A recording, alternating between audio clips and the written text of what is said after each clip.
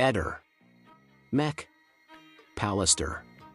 Il 14 dicembre 2021, alle 8:50 del mattino, per Liliana Resinovic iniziano le ore che poi diventeranno una voragine. Da quel momento si perdono le tracce di lei e nei mesi successivi sentiremo decine di racconti su come ognuno avrebbe vissuto quella giornata. Il marito, gli amici, gli ex vicini, chi dice di averla cercata, chi dice di aver capito subito, chi dice di aver sentito qualcosa. Il punto è che, quando più avanti emergono gli atti e si può leggere nero su bianco ciò che viene messo a verbale, succede una cosa che per chi fa cronaca è uno spartiacque. Ti accorgi che tra la versione raccontata fuori e la versione cristallizzata davanti agli inquirenti non sempre c'è sovrapposizione. Non è un dettaglio da salotto televisivo, cambia proprio la percezione del tempo, delle priorità, delle decisioni. E soprattutto apre una domanda che io continuo a considerare centrale, perché è banale e insieme enorme. Dopo un certo messaggio del tardo pomeriggio, a che ora si attivano davvero gli ex vicini amici e a che ora entrano concretamente in casa Visintin Resinovic? Perché qui sta il cortocircuito. Si parla di più versioni su orari e passaggi.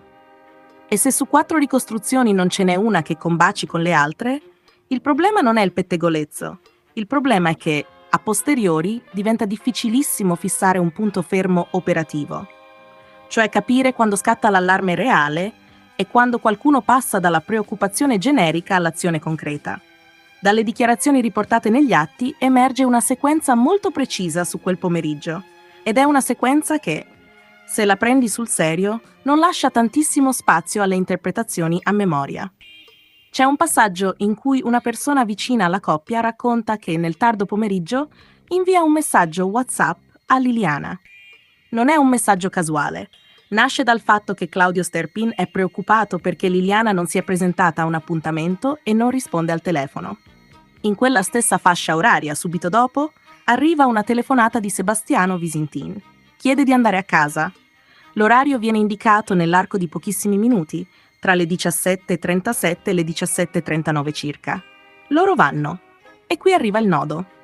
Quando arrivano, Sebastiano risulta agitato e preoccupato. Dice che Liliana non è ancora rientrata e soprattutto che i suoi telefoni sono a casa.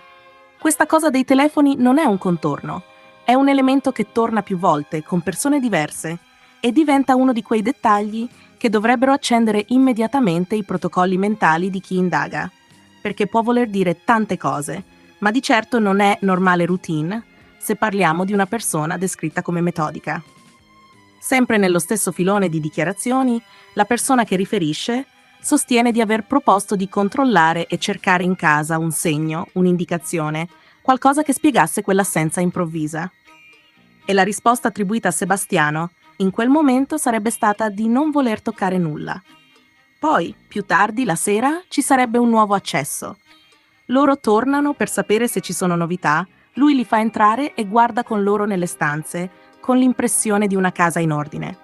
Ora, io non sto dicendo che questo dimostri qualcosa di colpevole. Non mi interessa buttare fango e non mi interessa giocare al processo sociale. Mi interessa una cosa sola, la coerenza temporale. Perché, se davvero c'è una chiamata intorno alle 17:38, se davvero c'è un primo sopralluogo amicale subito dopo, se davvero c'è un secondo accesso in serata, allora l'orario esatto in cui si attivano questi ex vicini e l'orario esatto del primo ingresso diventano fondamentali. Non per curiosità morbosa, ma per capire quali informazioni circolavano quando e su quali basi. In parallelo, c'è un'altra dichiarazione che inchioda un secondo orologio. Claudio Sterpin riferisce di aver ricevuto una telefonata da Sebastiano, più o meno alle 18 e non dal suo numero, ma attraverso il cellulare di Liliana. In quella telefonata Sebastiano comunica che Liliana è scomparsa, chiede se Sterpin l'ha vista e ribadisce che i telefoni di lei sono rimasti in casa e che questo lo preoccupa, anche perché di solito lei rientrava nel pomeriggio e non era rientrata. Anche qui, stesso discorso. Io non trasformo un dato in accusa, però lo tratto per quello che è, un'ancora oraria. Quindi io mi ritrovo davanti a 2 binari che corrono quasi appaiati, a distanza di minuti. Il binario contatti con gli ex vicini e primo passaggio a casa nella fascia 17:40 circa, e il binario telefonata a Sterpin intorno alle 18. E la domanda diventa inevitabile. In quel tratto di tempo che cosa succede davvero?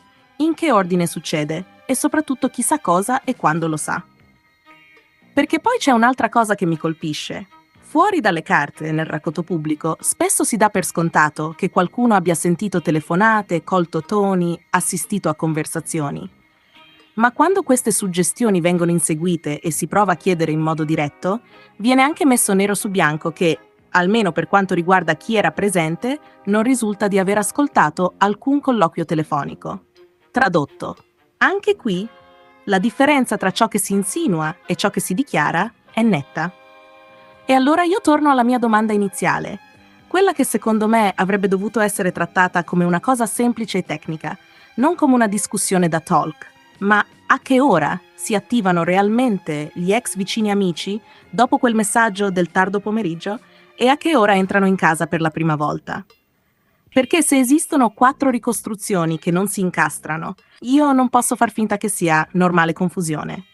La confusione esiste, certo, ma quando riguarda i minuti in cui una persona sparisce, la confusione non può essere archiviata come rumore di fondo. Va misurata, va verificata, va confrontata con tabulati, celle, cronologie, messaggi, riscontri oggettivi. Anche solo per mettere a tacere le ipotesi campate in aria. Il punto per me è tutto qui. Non accusare nessuno, non etichettare nessuno, non fare il processo a mezzo internet, ma pretendere che la timeline sia una timeline, non un mosaico sgangherato in cui ognuno incolla il pezzo che gli conviene, o che ricorda meglio, o che ha ripetuto più volte in televisione fino a crederci. Io, da questa vicenda, mi porto via una certezza.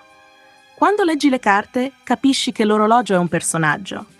E se l'orologio non torna, non è un capriccio volerlo rimettere a posto. È l'unico modo per rispettare davvero la verità dei fatti, prima ancora della memoria delle persone. Ehi, non dimenticare di iscriverti a questo canale.